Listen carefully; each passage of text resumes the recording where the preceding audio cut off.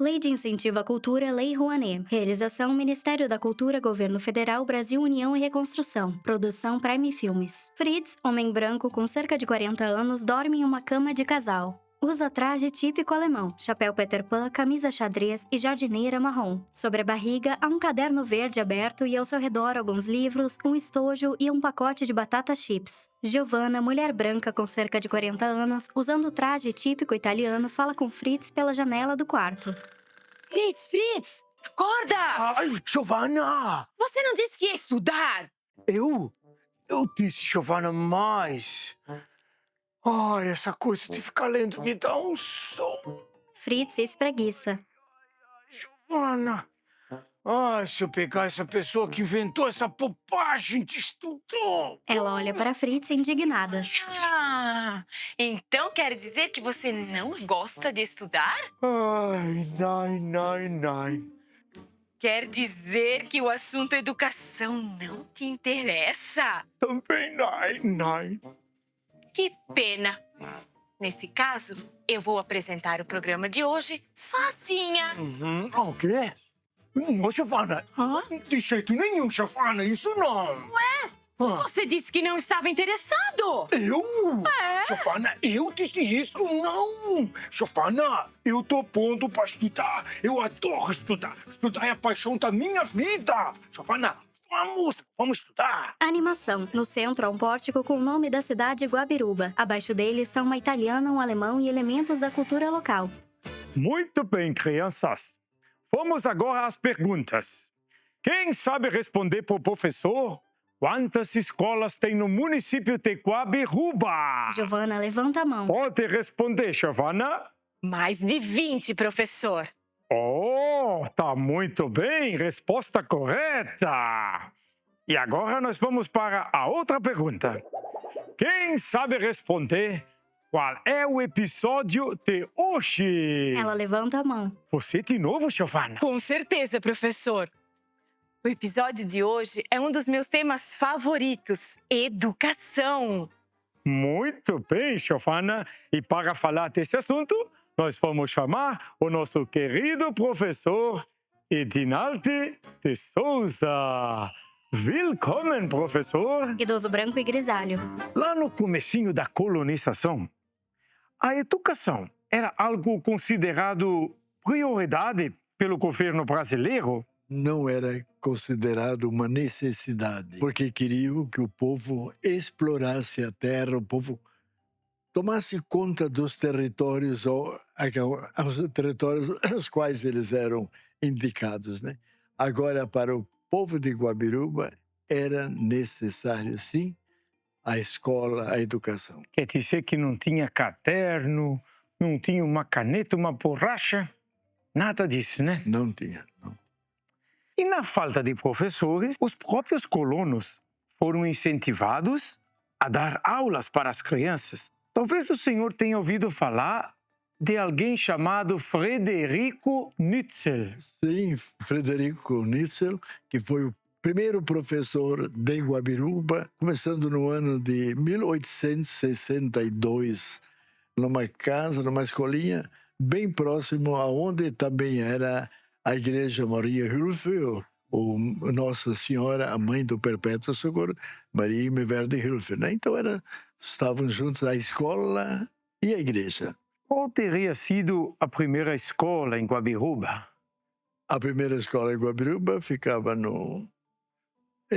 na época, não tinha o nome de...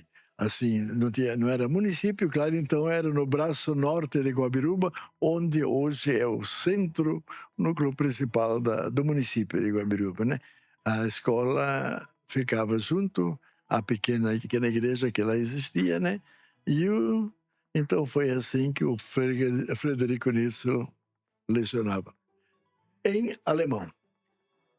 Só em alemão. Então, o Frederico Nitzel também era catequista, ele era fabriqueiro da igreja, fazia parte do núcleo da igreja e era alguém que estava bem ligado aos colonos da época. E como era a escola naquela época? Precisava usar uniforme? Tinha merenda? Ai, Fritz, A merenda, se você trouxesse de casa banana, pão de milho com nata, né? Essa era a merenda se trazia de casa, né? E às vezes a gente repartia, quem tinha repartia com os outros. A uniforme, sim. Aos sábados, a gente precisava ir de uniforme porque o sábado era o dia da saudação à bandeira. Era aquele momento cívico da escola. Então se declamava recitativos, se cantava o hino nacional. Naquela época era obrigatório, do quarto ano, a gente saber decorar o hino nacional e o hino à bandeira e também o hino da independência. Isso fazia parte, a gente no quarto ano tinha que saber de cor. Seu Edinaldo, o senhor tem algumas memórias do seu tempo de escola? Da infância? Dos seus pais? Tenho. Eu sou filho de professores, fui professor durante 43 anos e não sei porquê, mas sou pai de 4 professores também, né? 4 filhos, os 4 filhos, todos os 4 são professores. Então é uma escola em que, como filho de professor, eu convivi sempre com professores. Minha mãe foi minha professora do primeiro ano, meu pai do segundo, terceiro e quarto, numa escola desdobrada, onde um professor só lecionava para... Meu pai, no caso, para 3 turmas, minha mãe para o primeiro ano. Eu também, quando comecei a lecionar com 17 anos, lecionava numa escola isolada com 4 turmas, num turno só, mais 4 turmas, né? Ou melhor, 5, porque ainda os pequeninos não sabiam falar o português. Primeiro ensinar o português, para o ano seguinte ensinar o ABC. E quais avanços o senhor prevê para a educação na Guabiruba do futuro? Hoje, com tantas pessoas estudando, pessoas formadas já nas diversas profissões, em universidades, faculdades, com certeza a Guabiruba no futuro sempre haverá de crescer, porque sempre tem aqueles que continuam então incentivando a juventude, os próprios filhos, para que continue os seus estudos, faça as suas universidades. E repetindo, hoje com muito mais facilidade do que em outros tempos. E se o senhor tivesse algumas palavras de incentivo para os nossos estudantes, o que o senhor diria hoje?